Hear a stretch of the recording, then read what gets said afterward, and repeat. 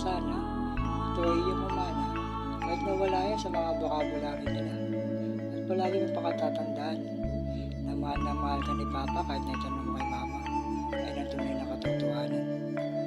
Kaya ang lahat ay may pamilya na kinamulatan sapagkat ang mamuhay na mag-isa ay hindi makakayanan ng kahit na sino man.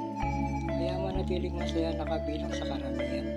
Naman na sana ay iyong makasanayan at kalakihan.